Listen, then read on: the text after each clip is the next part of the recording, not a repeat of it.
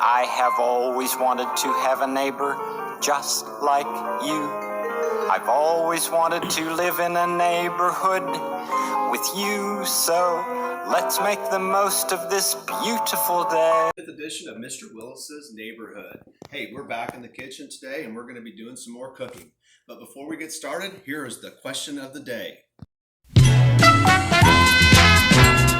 What does Chicago, Smokey, and Yogi have in common?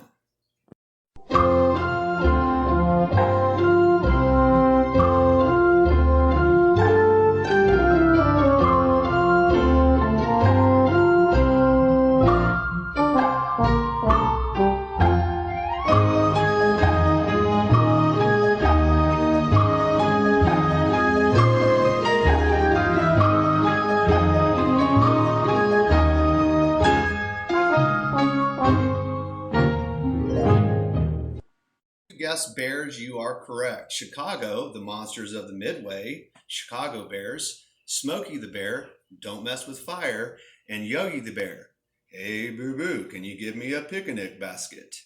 Okay, today's topic is revolving around corn. Corn is something we've taken for granted. For example, frozen corn, canned corn, corn syrup, corn tortillas, cornmeal, one of my favorites, a corn chip.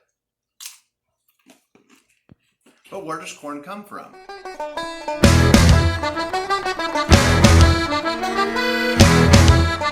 Corn originated in Mexico.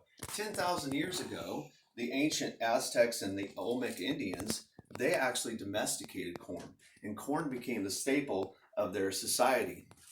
Actually, corn was so important that they almost considered it to be money, and they were known as the people of the corn. They would take corn and they would make headdresses out of it. They would make jewelry, but most importantly, they would make food. Their most important staple they would make from corn was tortillas. It was easy because they could make a combination of fat, water, and corn and make a masa and then make a tortilla, which they could slap on the fire and it would cook within 1 minute, which also helped them keep their resources. The corn they used might have looked something like this.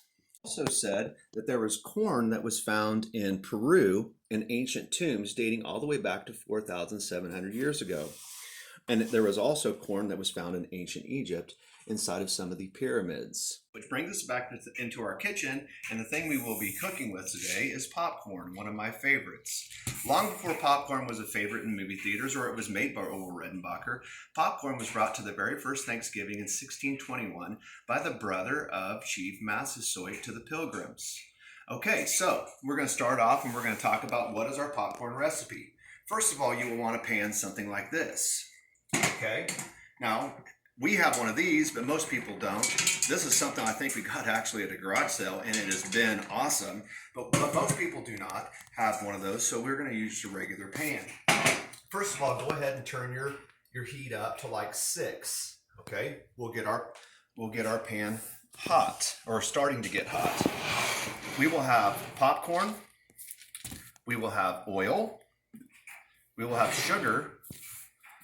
And we will also have salt. Now, some people might be saying, why sugar? Well, that's part of my special recipe, okay? You will need a 1/4 cup of oil. This one happens to be canola oil. You can use any type of oil. Go ahead and pour your oil into your pan. All right. Now we're going to let that heat up a little bit. We are also going to need to get some butter. Now, I'm going to give a shout out to my son Noah because he's in the Air Force, and here's the Air Force cup that he was able to give us. You will need 2 tablespoons. If you look on the butter, you will see how they've got the tablespoons marked off. We will go 1, 2 and cut right there. Okay, you take the butter, go ahead and put the butter in the cup. Okay, set that to the side. I'm going to go ahead and put the butter in the microwave for 30 seconds. So again, put the butter in the microwave for 30 seconds and we'll let that go ahead and cook. Now, or melt. We will need a 1/2 cup of whatever popcorn you have. We happen to have today Orville Redenbacher popcorn. Okay? Now, we're letting the pan heat up a little bit. It's going to take a little while.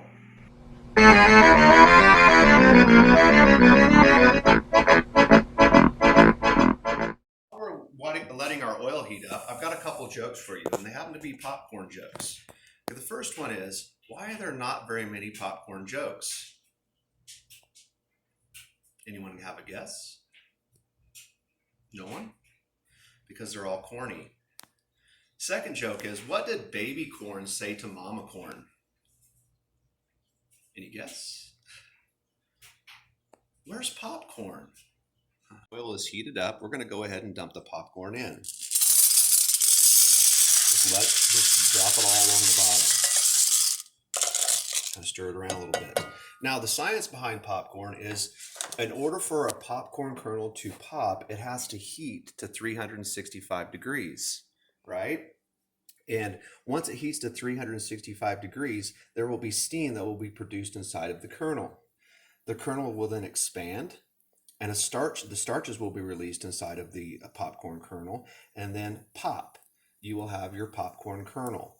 Now, basically what a popcorn kernel is the inside of the kernel being turned inside out and turning into basically a foam type of substance. Once we are letting those heat up a little bit, we're going to shake them around with heating pads and then put on the lid.